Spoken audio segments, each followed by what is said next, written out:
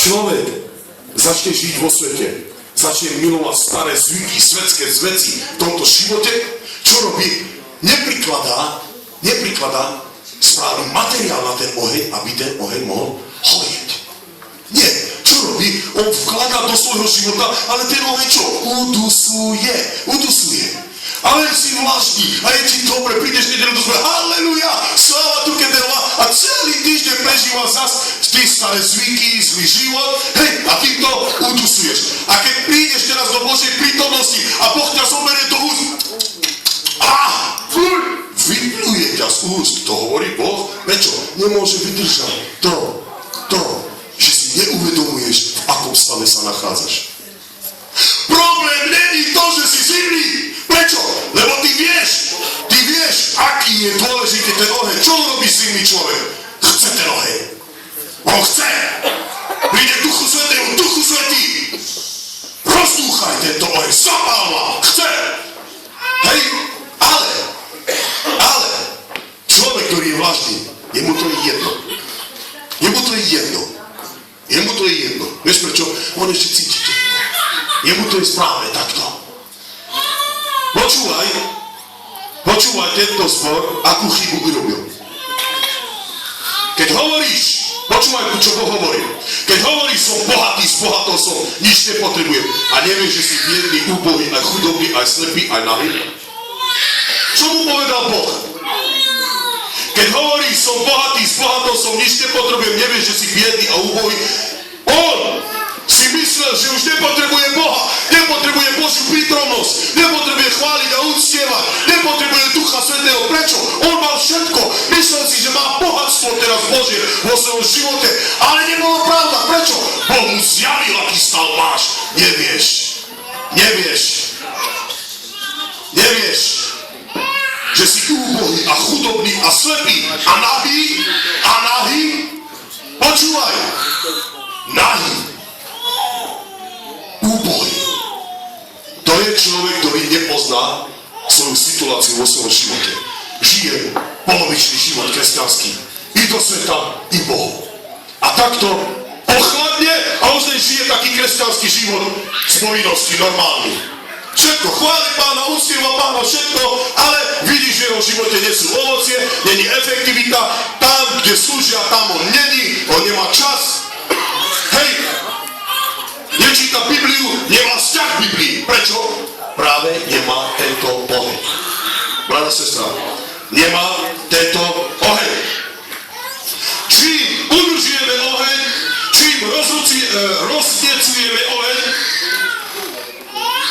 čím je Božie palivo, a to je olej Ducha Svätého. On je ten, ktorý rozducháva v našom živote oheň. Zapaľuje nás, aby sme mohli, počúvajte, zapaľuje naše srdcia, aby sme my mohli túžiť po Božích veciach. Amen. Aby sme my, bratia a sestry, mohli zažívať to, čo je v Božom srdci. Oheň, ktorý horí v Božom srdci, horí aj v tvojom srdci. Vieš, brada, sestra, ako sa povie manželský pár, že majú jedno telo a sú jedna láska? Vieš, aké slovo v hebrejštine je oheň? Erik má manžela, oni sú dva tela. Len jedno majú spoločné, jeden oheň. Je to jedna láska. Jeden oheň v dvoch srdciach. Ale len jeden oheň. Takto isto Boh nám dáva svoj oheň do našho srdca. Preto ty začínaš cítiť Božie srdce, pláčeš, miluješ ľudí. Prečo? Lebo ten oheň ti zjavuje tú túžbu Boha.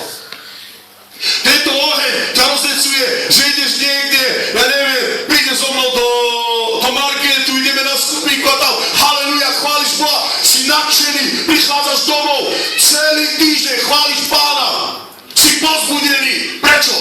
Máš ten oheň vo svojom srdci. Máš ten oheň, správny oheň vo svojom živote. Má správnu lampu, brada, sestra. Hoci len tlieš, hoci zhaslo, hoci už máš len uhlíky. Ale Duch Svätý, skutky 2:2 hovorí, keď prišiel na apoštolov, ako prišiel? Ako Vánok, ako vietor. Čo znamená Duch Svätý v hebrejštine? Ruach. Čo znamená ruach? Vietor.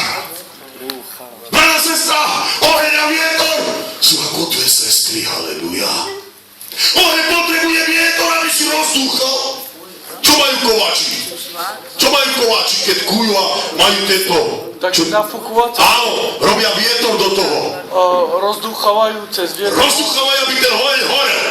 Takisto Duch Svätý je ten, ktorý rozdúcháva tvoj oheň. Prichádza do toho života, fúka, aby roznecoval ten oheň. Čo robíš ty, keď neprosíš Ducha Svätého, aby sa dotýkal tvojho života? Nehľadáš Ducha Svätého.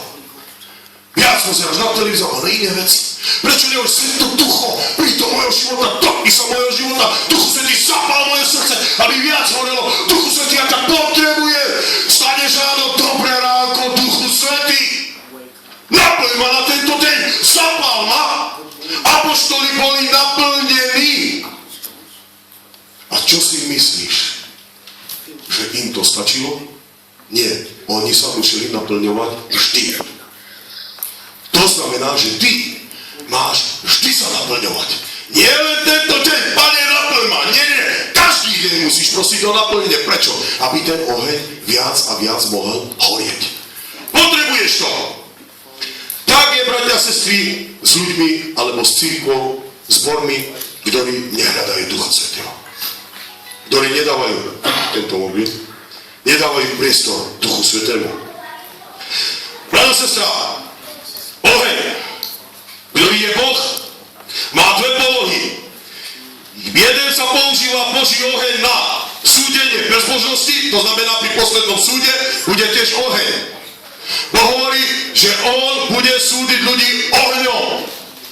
Hej, to bude oheň, na to bude používať oheň na súd. Bude súdiť ľudí, prepalovať ľudí. Všetko sa ukáže to, čo bolo v tvojom srdci. Boh pustí svoj oheň a oheň ťa prepáli a všetko v tvojom živote bude zjavené. Každý hriech, každú zlú cestu Boh odhalí týmto ohňom. Ten oheň bude pri súde bezbožných.